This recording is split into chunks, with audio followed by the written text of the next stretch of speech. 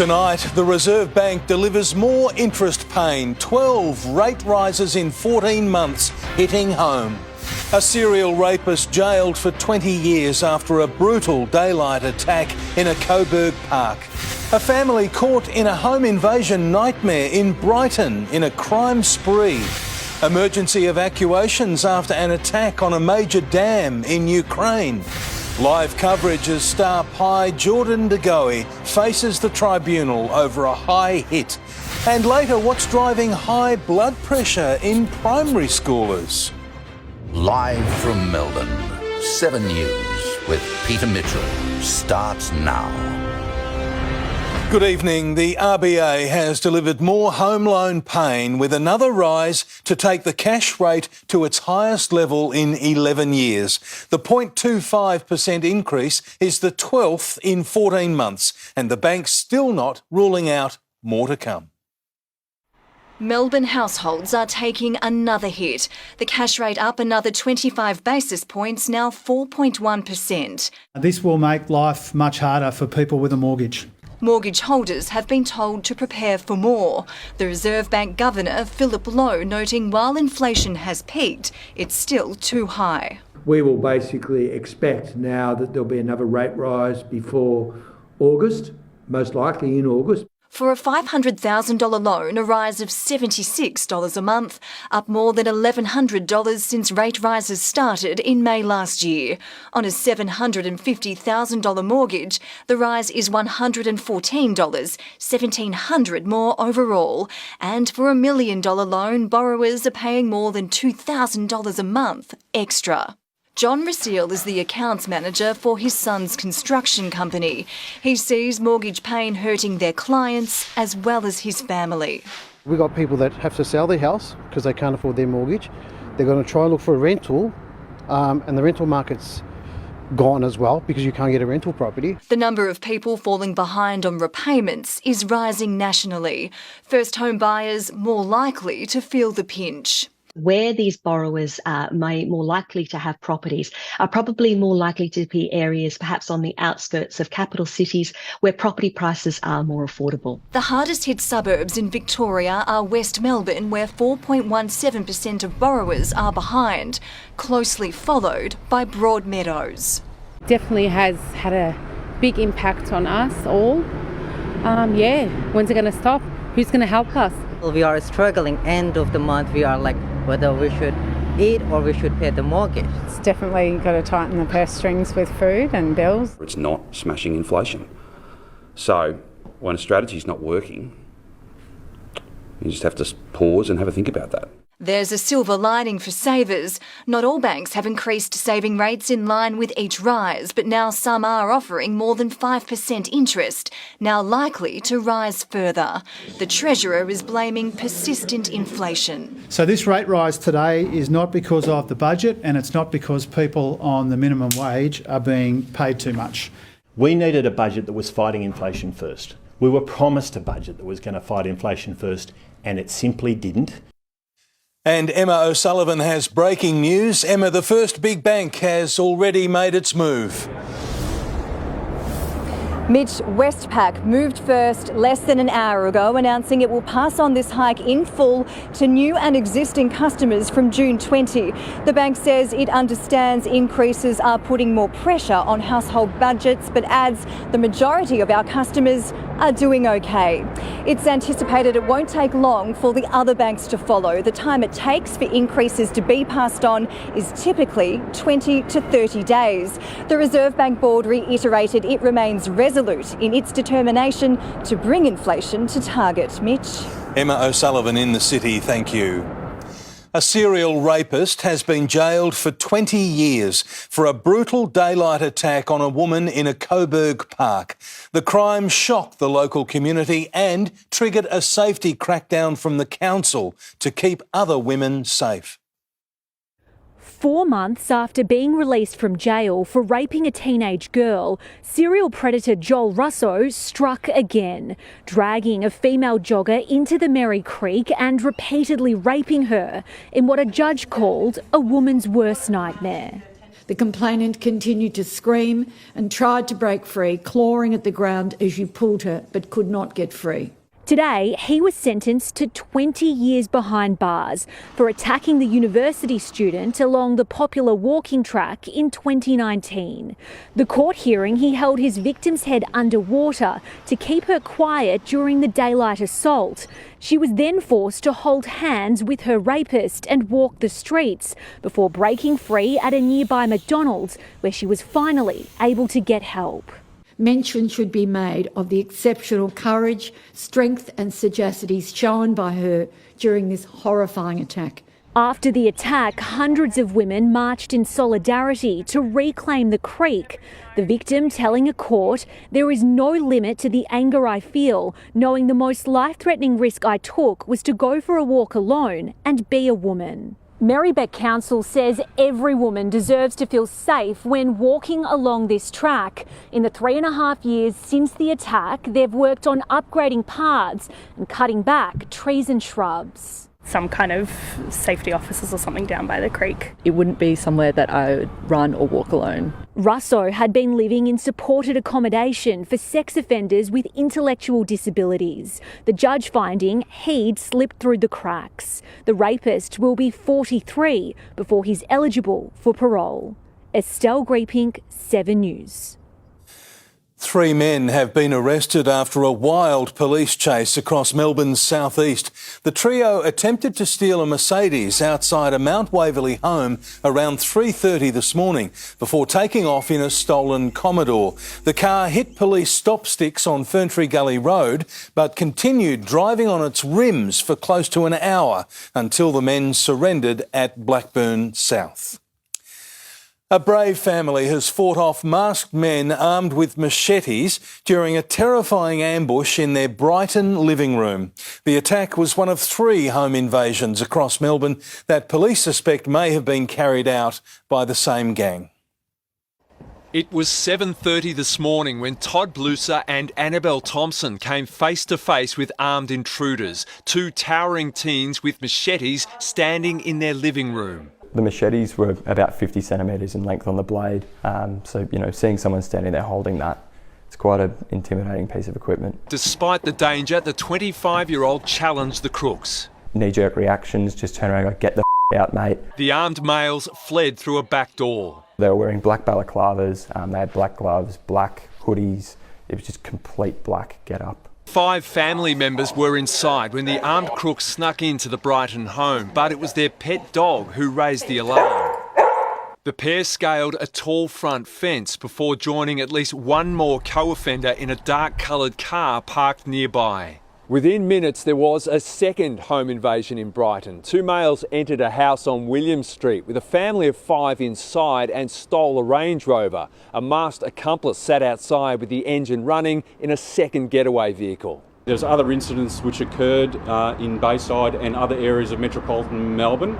A police crackdown has led to almost 200 arrests over the past 11 weeks in relation to armed robberies. Pretty anxious and stressed, a bit scary that it might happen again. Cameron Bowe, 7 News. The Andrews government is facing fallout over the $1.7 billion overhaul of the MyKey ticketing system, with one company claiming the tender process was unfair. It argues the winning company was given an inside run and warns Victorians could pay the price for years. It's an expensive refresh to our public transport ticketing system, $1.7 billion over 15 years. But there are serious questions about the process to choose the winning bidder and its ability to deliver promised upgrades, including phone-based ticketing. They have picked a company that is the most expensive and the most underperforming. In a damning letter sent to the Premier, losing bidder Cubic says winning bidder Conduent has not yet successfully delivered the technologies and services that Victoria is seeking, that the government team that chose Conduent failed to verify its big promises, and that Cubic's offer was lower priced and technically superior. The opposition says others who missed out are also complaining. I expect in coming days other companies may well join them. We have gone for the best and the most reliable, and we are very confident of their track record in 24 countries around the world. Do you have concerns yourself about what's raised in this letter? No, I have no advice that would lead me to be concerned. Have you written back to Cubic? No. Will you? I'm not sure. Losing bidder Cubic has asked the Premier to review what it's called a flawed process and urged him to reconsider awarding them the contract instead. Its quote was $100 million cheaper. We're calling for the suspension of that contract so an urgent parliamentary inquiry can look into these matters. Paul Dowsley, 7 News. The AFL has launched its investigation into Hawthorn's handling of racism allegations. The probe is being led by the league's legal counsel, Stephen Mead. Hawthorn could be stripped of draft picks or face a significant financial sanction. Former President Jeff Kennett and recently departed CEO Justin Reeves are both expected to be questioned. Kathleen Folbig has celebrated her first night out of jail, declaring her freedom as a win for science and the truth. The woman, once branded Australia's worst female serial killer, says she'll never stop thinking about her 4 children. Kathleen Folbig, first day waking to a newfound freedom and literally smelling the roses. Hello, this is Kathleen. I'm extremely humbled and extremely grateful for being pardoned and released from prison. After 20 years inside, happy to be outside, poolside, agreeing to make these private moments public for all her supporters. And for the last 20 years I have been in prison. I have forever and will always think of my children, grieve for my children. Since being released from Grafton Jail yesterday, and oh my God. she hasn't stopped smiling. She actually said to me this morning, my face muscles hurt from smiling so much. They'd planned a well-done T-bone for the first night of freedom, but the release came too quickly to get to the shops. Garlic bread and pizza for dinner. I feel pretty ashamed of that, but, you know, that's what you get. Washed down with a drink, last seen when Kathleen was free. What do you really, really want? And she said, I'd really like a cooler and Coke. So much missed since 2003. Oh, the phones have bamboozled her a bit this morning. Yeah. Folbig was sentenced to a minimum of 25 years in 2003 after she was found guilty of killing her 4 children. But at the inquiry headed by Tom Bathurst KC, a scientific breakthrough led him to conclude reasonable doubt on 3 of the deaths. Folbig's lawyers are now hoping that the case will be referred to the Court of Criminal Appeal for a full acquittal, opening the way for their compensation claim. If that doesn't happen, they'll go to the court themselves and even direct to the state's governor. Folbig plans to remain at Chapman's now guarded Glenray property, decompressing, readjusting as supporters come with flowers and hugs. Thank you so much. And I would not have survived this whole ordeal without them. But they say tonight's priority is that steak, maybe with another Kahlua. Chris Reason, 7 News. There's a developing situation in Ukraine where a major dam has been blown up. Fast-moving water is gushing out across the war zone, triggering mass evacuations. An enormous current surges through a hole blown open in southern Ukraine's Kakhovka hydroelectric dam. This critical infrastructure, just the latest casualty in the escalating war in Ukraine. President Zelensky labelling it an act of Russian terror, convening an emergency meeting of the National Security Council over the destruction and imminent fallout. Workers record this video at the site of what remains of the Kherson landmark. As parts of the building sink into the water, rapidly flooding the front-line region of the conflict. By the banks near Russian positions, explosions continue to ring out. Russia seized control of the plant and dam last year. Satellite images captured on May 28 and June 5 show recent damage to a bridge connected to the dam. Now, Ukrainian military administration predicts water downstream of the dam will reach critical levels in an hour, placing 16,000 people in immediate danger, prompting urgent evacuations. Шановні мешканці Херсонщини. Residents of the left bank, please do everything possible to save your lives and leave the insecure place at once, urges the governor. Along the Dnieper River lies a nuclear power plant where all water-cooled reactors have been shut down. Currently, the International Atomic Energy Agency says there is no immediate nuclear safety risk, but devastation to settlements is a certainty. Ben Downey, 7 News. Back home, Melbourne is set for a drier and slightly warmer winter than usual. The Bureau of Meteorology says there's a 70% chance of an El Nino developing in the next few months. We've now upgraded our El Nino watch to an El Nino alert, as we've seen the sea surface temperatures in the Pacific Ocean have met our thresholds. Meteorologist Jane Bunn will have more later in the bulletin. Victorians are being warned to brace for the possibility of blackouts and higher power prices this winter. Industry experts are concerned there isn't enough generation in the grid as the country lags on the transition to renewable energy. The ageing fleet of coal generators, supplying 2/3 of the country's power, scheduled to close within years. The transition to renewable energy is more important than ever before. But industry heads are worried the renewable rollout is too slow. The promises that governments have made are difficult, if not impossible, to deliver. Promises like lower power bills by 2025. We do expect that high prices will be a feature of our system for a little while to come. Worse still, concerns we face another challenging winter with the possibility of blackouts. You sometimes have unscheduled outages which could put additional pressure on those generators that are still working. We also can't predict whether there will be severe weather events. The Energy Minister insists it won't be as bad as last year. We work to best prepare our grid to cope for those things. And we put ourselves in the best possible position. To help those hardest hit, the federal government's energy relief package will be available from next month. Those eligible could get up to $500 slashed from their power bills. Cost of living pressures are more acute in winter, and that's one of the motivations behind the bill relief that we put as a central feature of the budget. Promising people will be able to keep the lights and their heaters on this winter. Jennifer Beshwati, 7 News. It's judgment night in the AFL. Tim Watson, a Collingwood star, is facing a lengthy suspension. Mitch, it's not a matter of if, but how long Jordan De Goey will be out of the game for. Mitch Cleary is covering tonight's case for us. And Mitch, the De Goey verdict has just dropped.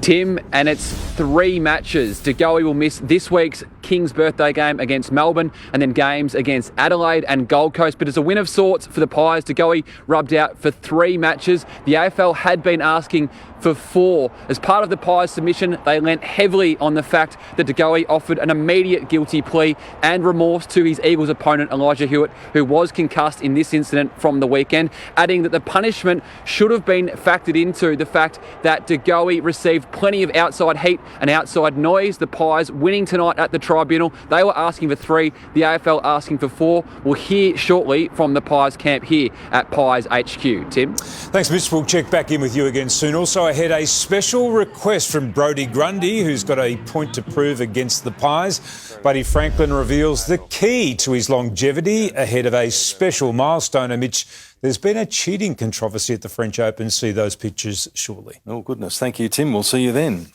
There's a cruel twist for an axed radio star. Details are next. Also, Victorians are paying a price for spending long hours in front of screens, but there's help on the way. A Melbourne family's heartache after a case of mistaken identity ends in a deadly ambush. A new mum caught up in a wild Woolies brawl. Later, unlocking the backyard in the housing squeeze, the hidden traps as Victoria's laws lag behind. And Victoria's west and north set for heavy rain. Full details later in 7 News. Dumped radio host Dee Dee Dunleavy has led 3AW to a commanding time slot win just 24 hours after she was axed from the network. Ms Dunleavy scored a 12.9% share for her popular afternoon show, up almost a full point from the last survey. It was a clean sweep for the talkback station, with the Breakfast Boys, Ross and Russ, and Neil Mitchell both easily winning their slots despite slight ratings dips. The family of a murdered father killed in a case of mistaken identity say they'll carry broken hearts forever. Paul Vergona's wife now lives in fear after her innocent husband was gunned down in a freeway ambush in Melbourne's east. Paul Vagona left home bound for the fruit markets with no reason to believe he was being followed by bikies who would shoot him dead. Mongols members Josh Ryder and Aaron Ong trailed 3 seconds behind before speeding up alongside Mr Vagona's van on Eastlink and firing 11 rounds into the driver's side. 7 bullets struck Mr Vagona, causing him to lose control of the van. He was found dead behind the wheel. Today, the court heard from the 46-year-old's family, shattered by the murder of an innocent and devoted father with a passion for food and footy. His widow and 2 children sobbed as they spoke of living in fear. My life has changed completely and I feel lost. I installed cameras and an alarm system. I felt unsafe and scared after Paul's murder. Living in a house that was filled with happy memories has now been filled with fear, knowing they were watching and waiting to take away someone so important and meaningful to me. Even supporters of the killers were brought to tears, hearing Mr Vagona's son describe the heartbreak of losing his best mate. Paul Vagona had no criminal associations and nothing to do with outlaw motorcycle gangs. Without revealing who the intended target was, the killer's lawyers conceded this was a tragic case of mistaken identity. Josh Ryder earlier pleaded guilty to murder. Aaron Ong was convicted by a jury. It remains unknown who fired the fatal shots, but both men will be sentenced in August. Jade Vincent, 7 News. Early childhood educators are pushing for a 25% pay rise, taking their fight to the steps of the Fair Work Commission. Educators have been leaving the sector in droves, and they've been doing it for years. And they've been doing it because the number one problem in early education is their appallingly low pay.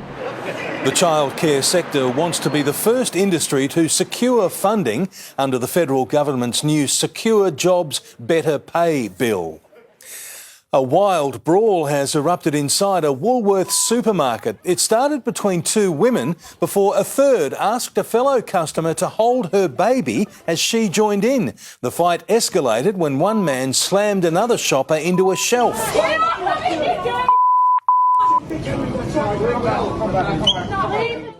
Police are now investigating the brawl, which happened in Tamworth.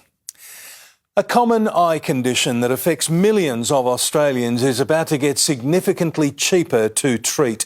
Dealing with dry eyes can cost sufferers up to $1,000 a year, but a new drug is coming to the PBS.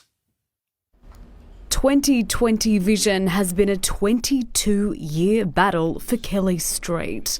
Tired eyes, really burning, painful. The worst symptoms of dry eye disease. 10% of the population has it. Until now, severe cases like Kelly's have been expensive to treat, costing close to $1,000 a year. But a PBS listing means these eye drops now cost $360 a year, $30 for a monthly supply. It'll greatly increase access and availability. The syndrome occurs when the eye can't produce enough tears. Commonly among those aged 50 and above, women are 3 times more likely to be at risk. Left untreated, the patients will often suffer from debilitating irritation or pain, or loss of vision or blurry vision. It's caused by a number of factors, including dry air and negative reactions to certain drugs. But the main concern is long stretches in front of a screen, making dry eye disease even worse. If your eyes are feeling dry, then it's important to contact a health practitioner, whether it be an optometrist or an ophthalmologist. Angelique Opie, 7 News. Melbourne families are turning their backs on private education, forcing a crackdown in top public schools. Details are next on 7 News. Also ahead, fighter jets scrambled as a ghost flight turns to tragedy. A driver fined $195,000 for doing 82 in a 50 zone. And the new Apple high-tech goggles with an eye-watering price. Australian news reporters were barred from covering Daniel Andrews' address to the Australia-China Economic Cooperation Forum last night, even though Chinese journalists were cleared to attend. The Premier says he wasn't involved in the decision. Recruitment of additional mental health workers. No idea. Wasn't my event. I was there, the Lord Mayor was there, Andrew Robb was there. 300 people were there. Some of them from China, some of them who are from here and do business in China. It was an important event. Mr Andrews has faced criticism for his March visit to China, also without access for Australian journalists. An Australian man jailed over a drunken rampage in Indonesia is due to head home as early as tonight. Bodie Risby-Jones is about to walk free from prison in the conservative Aceh province, where he has spent almost 6 weeks locked up. He was accused of assaulting a local fisherman. His freedom secured after they reached a settlement of $25,000.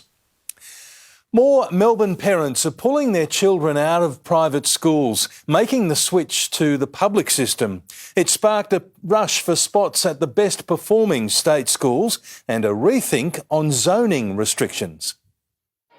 Making the switch from private to public has never been more popular, and it's not just to cut costs. Parents do want to find schools that offer good value for money. New data shows enrolments at high-scoring public schools have jumped by an average of 53 students each year since 2010, coinciding with the release of NAPLAN results online. Parents went to the My School website, compared and contrasted scores at their local schools, and said to themselves, is it really worth spending extra on private school fees when the kids at the local public school are doing just fine? Enrolments have soared at Auburn High, McKinnon College, Glen Waverley and Highvale College. The percentage of students from Victoria's wealthiest families jumped from 44 to 61%. I think we can expect this trend to continue. Our public schools do just as good a job when it comes to moving our kids forward in their learning. For me, McKinnon Secondary was the obvious choice. It has fantastic results at the end of the day. It was far more cost effective and also the quality of the education. It comes after dozens of Melbourne's most popular state schools were forced to ramp up zoning restrictions this year to keep up with increasing demand. What we need to do is to make all of our schools great local schools. And if we can invest in that from both a state and a federal level, we're going to make the choice for parents a lot easier. Rochelle Brown, 7 News. Overseas, US authorities are investigating why a private plane flew into restricted airspace over Washington before crashing and killing all 4 people on board. F-16s raced at supersonic speed to catch up with the Cessna Citation, causing a sonic boom in the area. The pilot of the private plane was seen slumped over the controls. Crash investigators are examining whether a sudden loss of air pressure starved passengers of oxygen. Prince Harry has been scolded for snubbing his own court case against a British tabloid. He skipped the opening day of the lawsuit, staying in LA for his daughter's 2nd birthday. Defence lawyers accused the Prince of wasting the court's time, but he is expected to give evidence in coming hours. And a driver's been fined almost $200,000 for doing 82 kilometres per hour in a 50 zone in Finland, where penalties are based on income. The driver is the chairman of a company reportedly worth more than $10 million. He also copped a $100,000 speeding fine 5 years ago. Apple has shocked the world, revealing it's entering the virtual reality race. A new high-tech headset was the headline act of the company's annual conference, but it doesn't come cheap. Apple launches a new reality. Introducing Apple Vision Pro. This may look like ski goggles, but Vision Pro is a blend of the real world and the virtual world. It's the first Apple product you look through and not at, allowing users to integrate work and play with their everyday view, with apps controlled by eye movement and hand cues. But the cinematic experience doesn't come cheap.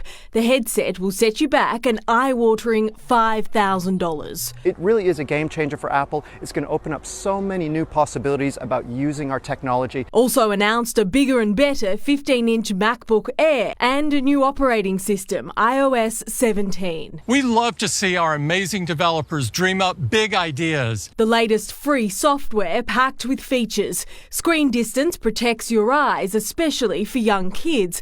Name drop shares contacts quickly. The Journal app helps get in touch with your mind, while Check-in notifies loved ones when you get home. Even if you don't progress home when you should, it will actually let them know your location, your cellular connection, or even your battery level. Apple getting tech heads buzzing once again. If you just listen to the crowd reaction, there was a lot of excitement. Taylor Aiken, 7 News.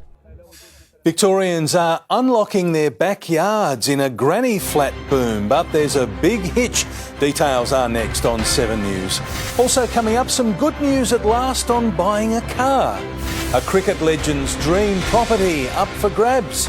And the rising number of school children with high blood pressure. What's behind a health shock? That's just before Jane's weather. Used car prices have dropped for the first time in 3 years, down almost 3.5% compared with 2022. The top 3 searches for buyers looking to cash in on the slump are the Ford Ranger, Toyota's Hilux and Land Cruiser Prado. Industry experts say they don't expect used car prices to fall much further. Time now for a check on the markets with finance editor Gemma Acton. And Gemma, there was a big reaction to the interest rate hike. Yes, Peter, you can see it right here, a big drop-off right on the announcement, after which the ASX 200 failed to recover. Utilities was the only sector that managed to dodge, finishing deep in the red. The Aussie dollar has shot up. It's now back within striking distance of 67 US cents, while key commodities a little changed this session. And a recent survey has found that many of us have refinancing inertia. It says 3 in 5 Aussies aged between 45 and 54 are planning to just wait and see when their fixed mortgage expires, rather than hunting around for the best deal. Younger borrowers are a little more active. Peter. Thank you, Gemma. There are new calls to overhaul Victoria's granny flat laws as the rental crisis deepens. Advocates say allowing the tiny dwellings to be privately rented could ease the squeeze and help homeowners cash in. Affordable and compact, granny flats are being touted as one solution to the rental crisis. You could get one up for, $50,000, $60,000, $70,000. But laws are lagging in Victoria, and they can only legally house dependent family members like grandparents. Then the granny flats must be removed when the dependent moves out. She's in my backyard, so it's a very short commute to come up for breakfast and her meals. Michelle Painter built a backyard unit for her mum, Judy. The little dwelling cost $100,000. Obviously it's cheaper than, paying for my mother to rent or to buy her a house. No wonder granny flats are booming, with installations up 67%. There's about over 10,000 granny flats that are approved every year in Australia. Over 60 to 70% of them are in New South Wales alone, and primarily because you can rent them out. In response to the rental crisis, Queensland recently changed its laws to allow granny flat rentals. Savvy homeowners converting unused backyard space and using the income to pay down debt on their homes. Despite the ban in Victoria, there's a handful on offer. We just need to tweak the legislation a little bit so that there's not the specific requirement that the granny flat gets removed when granny passes away. The Victorian government telling 7 News it's considering options to provide more affordable housing. There'd be a surge in applications if the laws change. A backyard solution as rental demand outstrips supply. Jackie Quist, 7 News. Shane Warne's family is putting the cricket legend's Portsea property on the market with an asking price of between $5.5 and $6 million. The late Spin King had planned to renovate the home into a party pad with a bowling alley, wine cellar and observation deck. Sport is next with Tim Watson. And Tim, there's breaking news from Collingwood. There is, Mitch. The Pies footy boss has just spoken on Jordan De Goe's suspension. We'll cross live next. Also ahead, Buddy Franklin opens up on a magical milestone as the Saints prepare to spoil the party. These premiership stars skips training while Brodie Grundy puts in a special request. The Hawks put on the snags for a champion's feat in front of goal, and the cheating scandal that's rocked the French Open. Welcome back. Collingwood is dealing with suspension and illness ahead of the King's birthday blockbuster. Returning to Mitch Cleary and Mitch, the Magpies have just spoken after Jordan De Goey's tribunal verdict. Tim De Goey is in the form of his career but will miss the next 3 matches, accepting the guilty plea for this bump on the Eagle Elijah Hewitt that left him concussed. De Goey insisting to the tribunal that he never intends to play in a dirty way. The AFL had been asking for 4 matches, the Pies getting their way with 3 matches. It means he'll miss Monday's King's birthday blockbuster against Melbourne and then games against Adelaide and Gold Coast, back in time to face the Bulldogs. The Pies case arguing the outside noise De Goey had to deal with since the bump be factored into the outcome. I don't pay a lot of attention to the media outside. I think Steve put that in, but obviously that affects the player as well. If he's if he's already really remorseful about the incident, he's seeing it a lot, and it's around a lot of places. But he understands that he delivered a bump incorrectly, and he's got his 3 weeks. So I don't think it really matters when it was. But yeah, he's been in great form, and we're going to miss him. Now, De Goey watched tonight's hearing from home with illness. Braden Maynard also absent from the club in recent days with illness of his own. He will be given every chance to prove his fitness for Melbourne on King's birthday. So too Beau McCreery with his ankle in time for that big clash at the MCG. Tim? Thanks, Mitch. Up north, Buddy Franklin says he wants as little fanfare as possible ahead of his 350th milestone game. The Swan superstar admits he's had a little bit of luck throughout his career as the Saints prepare to spoil Thursday night's party. Footy's ultimate showman into the record books once more. It's something that I'm very proud of. There's no doubt about that. To reach 350 games in AFL football is an enormous achievement. Thursday night, Franklin becomes the 22nd player ever to 350, all at age 36. I think genetics would probably be a big factor in it. You obviously have to have a little bit of luck. And with 12 games, plus maybe finals left, delved into rare reflection from his best teammate. I'd probably go Hodgie. Yeah, Hodgie or Goodsy. Those 2 for sure. To greatest moment. 1,000 goals, obviously. I think that's definitely the career highlight. There's no doubt about that. It was forecast to rain, and it didn't rain at all. And then I'd kick the 4th goal, and then it starts raining.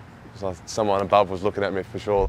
The Saints out to ruin the party while easing the pressure on their marquee man. Football's the weakest link game. It's not a strongest link game. But we're not a basketball court where one person can turn around a franchise. I don't see him as a franchise player. Chasing their first SCG win in 14 years. I'm going to ring Gil McLaughlin and say, look, we haven't won there since 2009. What's the point? I'm like, we're not going to turn up. Mitch Cleary, 7 News. The Demons are sweating on the availability of one of their most important stars who sat out today's training, but ruckman Brodie Grundy will be there to face the Magpies for the King's birthday blockbuster with a point to prove too against his old side. Training today with one key absence. No Clayton Oliver, who's recovering from a hamstring injury and now has an infected blister. It's not clear if he'll play this weekend in a game his teammate Brodie Grundy wouldn't miss for anything, asking the skipper to take the first centre bounce. I know he's keen to play, as would anyone that gets shown the door from their former club. As much as he is a laid-back character, I'm sure inside he's going, I want to prove these guys a point. Jacob Van Rooyen has been awarded the Rising Star nomination for the round after spending last year in the VFL. I knew in myself I probably wasn't ready to play AFL last year, and I think the club's done the right thing by me in giving me that whole year in the VFL to develop. But it's one of Collingwood's rising stars who'll be the focus this week. He's a quality player, probably winning the Brownlow by a country mile at the moment, so I'm sure we'll pay some sort of attention to him. The King's birthday clash will mark the 9th Big Freeze game. Max Gawn and Angus Brayshaw raising $20,000 through their podcast for the cause. Hawthorn cooked up 500 snags to celebrate Luke Bruce's 500th goal. The Hawks forward confirming he will stay at the club until the end of his career. 3 one-year contracts, they could have very easily let me slide, so happy to remain a one-club player for my whole career. And at the Bulldogs, Sam Darcy will have surgery later this week after fracturing his jaw in the VFL. It was just his first game back after being sidelined for a month with a small hole in his lung. The club expects him to be available after their mid-season bye in 3 weeks. At Carlton, Jack Silvani will be a test to play this weekend with his hip injury. Mark Pitnett is also a chance to return from a hand injury, Tim. Thanks, Kate. Victorian Scott Boland has been confirmed to replace Josh Hazlewood in Australia's bowling attack for tomorrow's World Test Championship final against India. I think someone like Scotty, it's just a really simple game plan. You know, you hit your good areas and you just stay there all day, and hopefully you're going to, the ball's going to do the work for you. Cummins confirmed they'll rotate their pace attack for the Ashes. Holger Rune is the French Open's new villain. The Dane was caught continuing to play on despite a clear double bounce that the umpire missed.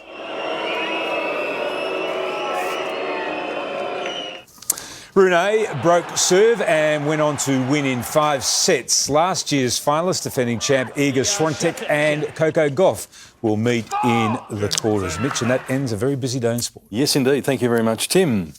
The number of primary school students with high blood pressure is on the rise. Next, what's behind the surge, and we'll reveal what health authorities are doing about it. Also, Jane Bunn with the forecast. Jane, there's rain on the way. Mitch, there is. It's heavy in Victoria's west and north, and we'll see some of that in Melbourne too. I'll have full details shortly.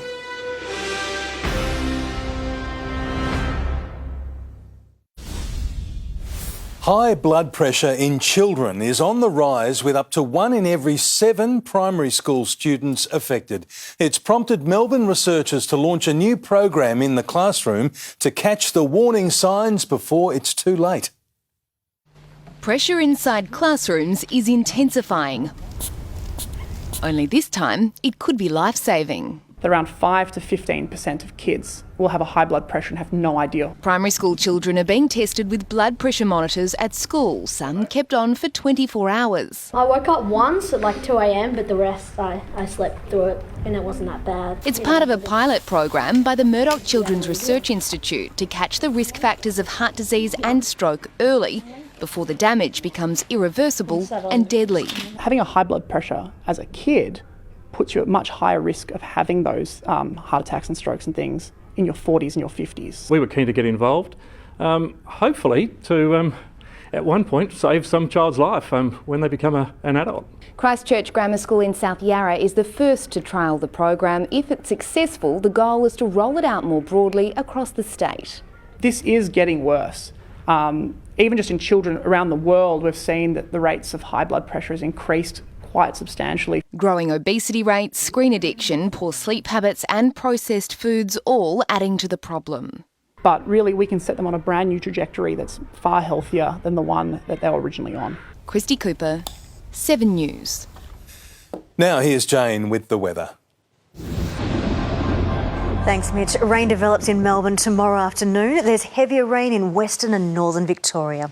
Today was cloudy for much of the time, occasional sunny breaks. After our top of 20 yesterday, the warmest June day since 2005, today reached 17.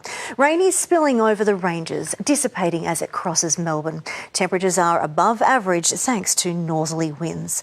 This wind direction means that most of the rain is falling north of the Divide. 10 to 40 millimetres on the ranges already, 5 to 15 further north. Today, most of that rain fell in the northeast quarter, while pockets of sunshine redeveloped in the south and west. Temperatures are above average across the state. The warmer air is thanks to a high that is to our east, but there is a big system on the way. A cold front is driven by a powerful low and has tropical moisture coming in from the Indian Ocean. This system affects Victoria tomorrow into Thursday. Firstly, western parts have the risk of heavy rain leading to flash flooding. 6 hourly totals of 40 to 60 millimetres. That's a month's worth of rain. The ranges are at risk of damaging winds. The ground is already wet, so these catchments are on flood watch for river flooding. We're looking at widespread falls of 30 to 40 millimetres, up to 100 on higher ground. So the next few days have a big rain system, but globally we are seeing a change. The Pacific Ocean is going from La Nina to El Nino, and that means over the next 6 to 9 months there is less of that moisture to fuel our weather systems. When we get a big front like now, it'll bring less rain. It also encourages warmer than average weather overall. Around the nation tomorrow, partly cloudy in Brisbane, mostly sunny in Sydney. We have rain in Adelaide, the risk of a thunderstorm heaviest there in the morning. Showery in Perth, a clearing later. To Victoria, rain begins pouring into the northwest in the early hours of the morning, gradually spreading through in daylight tomorrow, with gusty and heavy thunderstorms in the north and west. Now that is where the heavier rain falls, shown here in yellow, and it continues into Thursday in the east, but much lighter for East Gippsland. Closer in the morning is when it's most likely to be dry, the afternoon and evening most likely to be wet. Now there is high potential for rain and thunderstorms, but it's coming over the ranges, so there is the outside chance that it actually dries up. So most likely to be wet, the slight risk that it's only light. It's definitely windy though. We're strong to gale force northerly, a high risk of rain and storms in the afternoon and evening. That's after a top of 19. To the 8-day outlook, that gradually clears during the morning on Thursday. By the afternoon, there's lots of sunshine, no more umbrella needed, a top of 17. 15 on Friday, lots of showers, mainly in the morning. The weekend is all dry, tops of about 16. Staying that way during the day on Monday. Then the next weather system is likely to arrive either on Monday night or the early hours of Tuesday, and that one is a chilly one. 19 tomorrow, gusty northerly wind, rain and storms are likely afternoon and evening. Mitch. Okay, thank you very much, Jane. And that's the way it is this Tuesday, the 6th of June. Thanks for your company. For now, from the 7 News team, good night.